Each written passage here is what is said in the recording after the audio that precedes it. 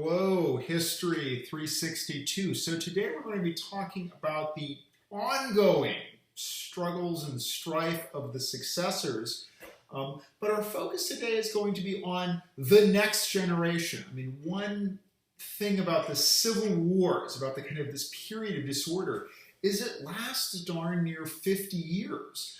Which means the warlords, particularly those who have emerged triumphant after the Battle of Ipsus in 301 BC, have to start thinking about dynastic management, about how they're going to pass that power to the next generation. Of course, the ability to engage in stable dynastic management is what's going to give us the Hellenistic kingdoms, at least from the perspective of the 3rd century, the relatively stable Hellenistic kingdoms of Macedonia, the Seleucid Empire, and the Ptolemaic kingdom in Egypt, and also some holdings in the Aegean.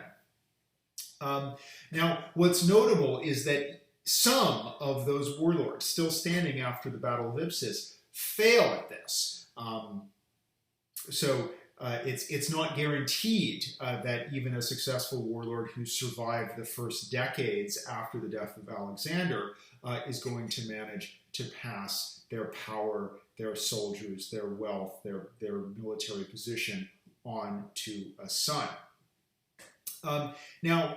Probably one of the most successful figures in terms of dynastic management is Ptolemy the First. Although even he has some issues. And one problem that all of these, kings, since they are calling themselves king now, struggle with is many of them have quite checkered marital histories. They may be themselves practicing the kind of royal polygamy that it seems that Macedonian kings have traditionally practiced.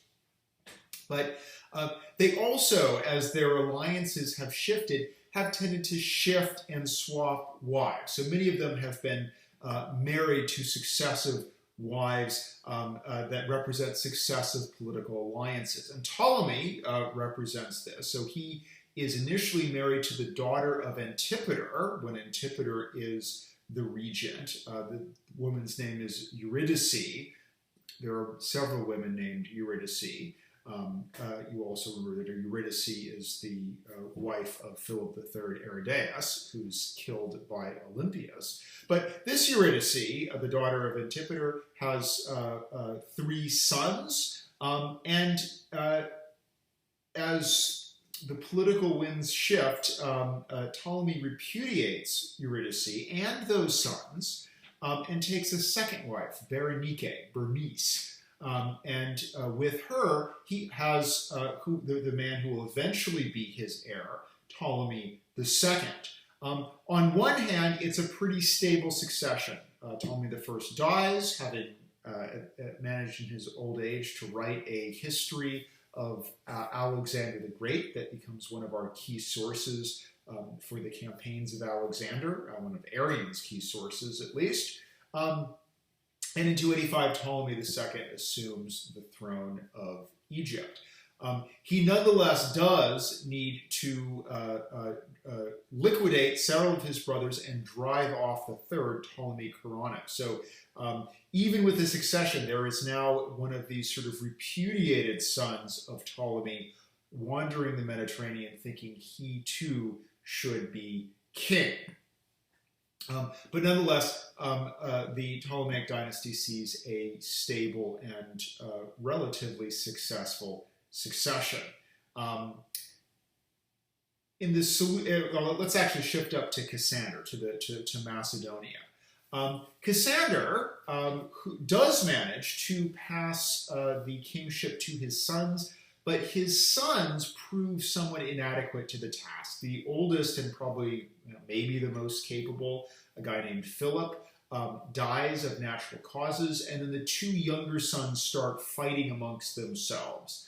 And into this dynastic squabble steps Demetrius Poliorcetes, who has, since the Battle of Ipsus, been king without a kingdom, or a king who just has some scattered possessions across the Aegean, a big base in Ephesus in Asia Minor. And he has managed, since the Battle of Ipsus, to achieve one big thing, namely forcing himself upon Athens. So he is able to militarily control Athens, and that can also be a power base for him.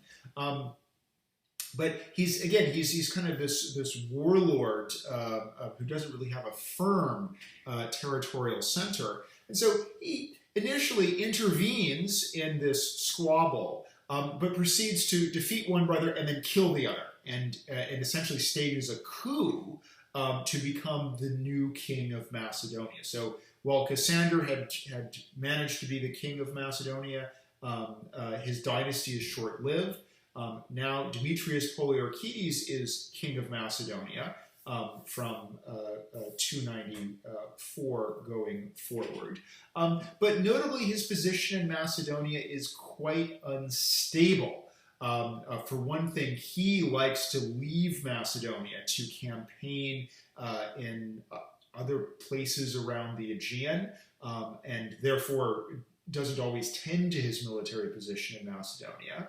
And one person who takes advantage of this is the king of Epirus, a young relative of Alexander, Pyrrhus. And Pyrrhus will actually, for a time, occupy part of the kingdom of Macedonia and even briefly proclaim himself the king of Macedonia. So weak is Demetrius's position.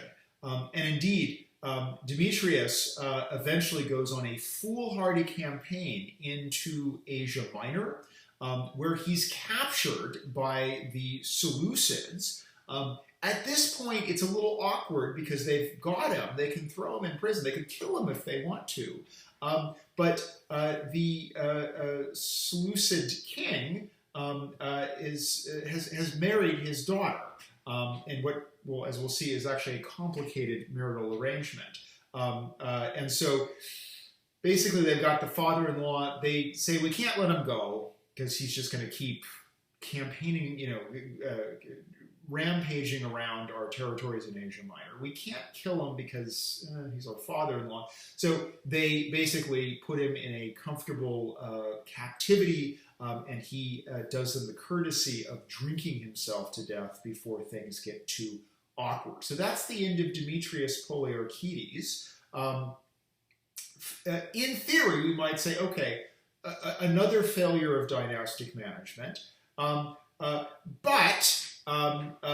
his dynasty isn't over. Demetrius Poliorcetes has a son named Antigonus Gonatas, who clings to, again, some of these garrisons in the Aegean, in Greece and Asia Minor, again, as a kind of warlord without a territory.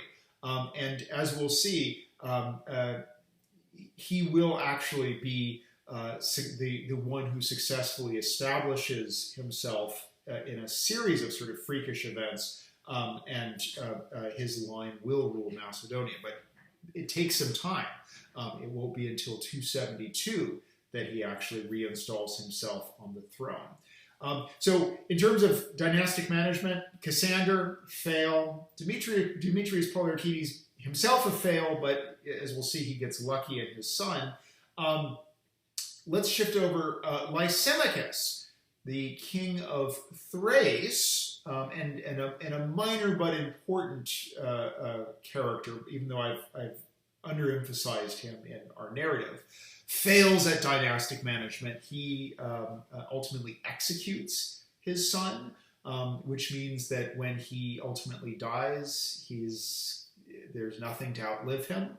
The Seleucids, Seleucus I, Nicator, they have perhaps the most interesting, almost a soap operatic case study in dynastic management. So after Demetrius Poliorcetes is able to improve his fortunes after the Battle of Ipsus, he marries his daughter, Stratonike, to Seleucus I, who is at this point a relatively elderly man, and she is a relatively young woman.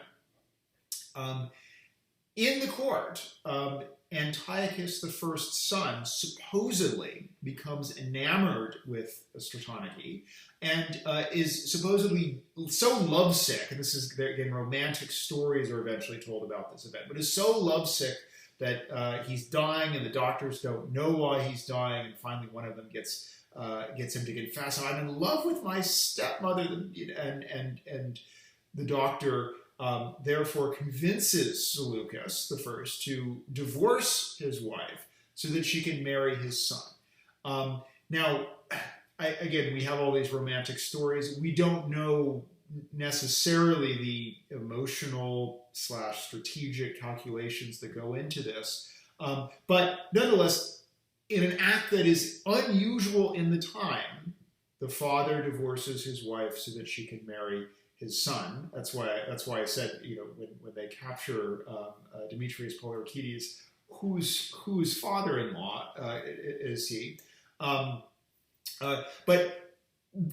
it may be that the son is just legitimately in love, obsessed, enamored with Stratonike, and this emotional fact has to be dealt with. But regardless, it is an act of successful dynastic management. It also helps, in addition to the strange marriage, that Seleucus crowns or diadems Antiochus as a co-king.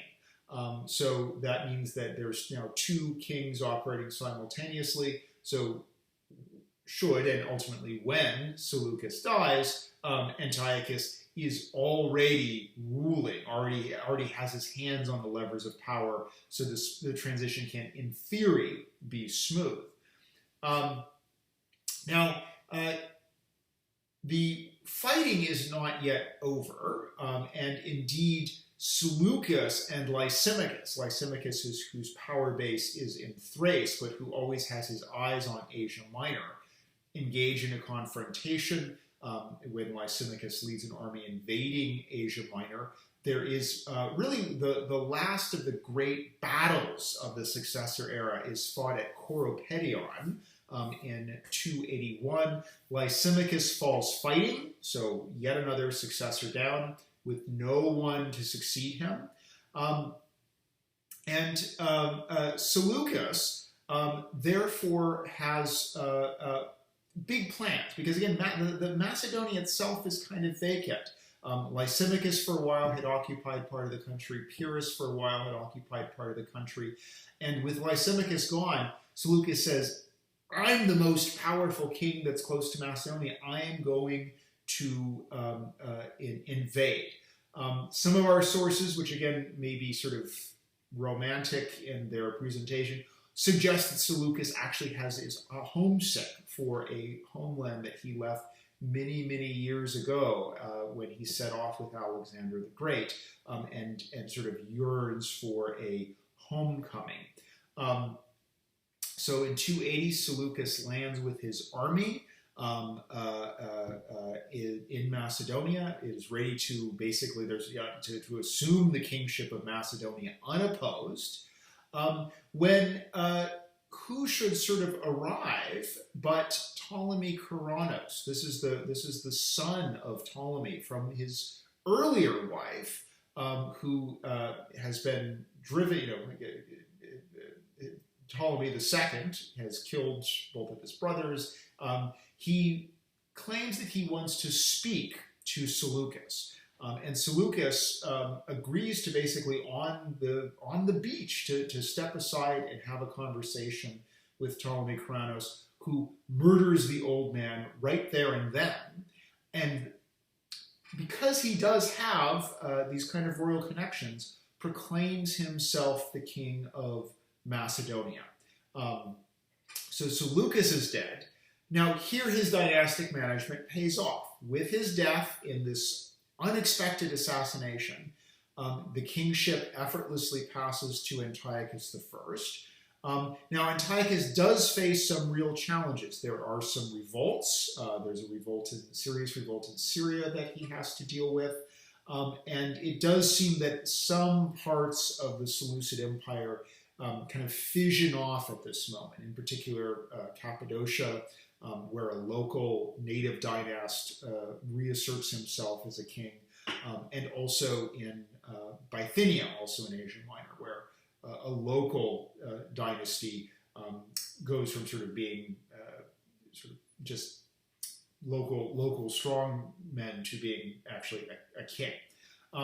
Nonetheless, Antiochus is able, after some vigorous military actions, to hold this kingdom together. And on the whole, it's a successful transition. It's been more successful than, what Cassander or Lysimachus had managed to do. Now, Ptolemy Chronos also is not long for this world. He is briefly king of Macedonia, but he gets swept away by perhaps an unanticipated invasion. Namely, in 279, a large migration of Gauls, Celtic-speaking peoples who live on the Danube. They sweep through Macedonia and into Greece. One sort of war band attempts to attack Delphi and is beaten back by the Aetolian League, a league of cities that will become an important player in our geopolitical story as we move forward. So Ptolemy himself tries to repel these invaders and is defeated in battle and crushed by them and dies. He's killed in battle. So no more Ptolemy Chronos, yet another failed dynasty in Macedonia. The Gauls will eventually actually cross over into Asia, and some of them will settle in what comes to be called Galatia in Central Asia Minor, where they will be a distinct presence down to the end of the Hellenistic period and beyond. In the New Testament, the letters to the Galatians are written to the distant descendants of this large, essentially kind of armed migration that manages to blow by all of the Hellenistic kings. Now, for Antiochus, this Gallic invasion is kind of an opportunity, because it's an opportunity for him to shine and prove himself militarily as he's been struggling with these various revolts. He defeats one group of Celts in a poorly understood battle called the Elephant Battle, where he uses his war elephants to defeat people who had probably never seen war elephants. And this will become a really important moment in his self-presentation as a king. And indeed, what we're going to see going forward is the Celts, or the Gauls, prove to be a useful barbarian other. If you can claim to have defeated the Celts, this is one way that you prove that you have what it takes to rule. And different Hellenistic kings will all vie with one another for who can have the sort of most splendid Celtic victory over the Celts. And Antiochus I has one with his elephant victory. We're not even entirely sure of the date. So the Celts sweep away Ptolemy Chronos. Another opportunity that they provide, however, is for Antigonus Gonatos, the son of Demetrius Poliorcetes, who again has up till now just held a small number of garrisons and fortifications as a kind of warlord, petty warlord. But with Ptolemy Chronos dead, he moves his forces into Macedonia. He successfully defeats a Celtic warband in 277, and in 272 he is able to successfully claim the throne of Macedonia and is actually in a position to rule. And so from 272 onward, we can say that Macedonia is now ruled by the Antigonid dynasty, which means in a strange way, at least from a genetic perspective, Antigonus One-Eyed is kind of validated, because it will be his descendants who will rule the kingdom of Macedonia itself down to 168 BC, when the dynasty is overthrown by Rome. So we now have Antigonus Gonatas in Macedonia. We have Antiochus I in the Seleucid Empire. And we have Ptolemy II in Egypt. And this sort of tripartite division of the Hellenistic world, even if there are some other minor kings, the king of Pontus, the king of Bithynia, the king of Cappadocia, nonetheless is going to be basically the basis for a somewhat stable international system of these three great powers who triangulate off of each other, and that will persist really until the end of the 3rd century BC. So at this point, the Hellenistic world has taken a sort of much more recognizable and in many ways intelligible shape after 5 decades of oftentimes quite chaotic warfare.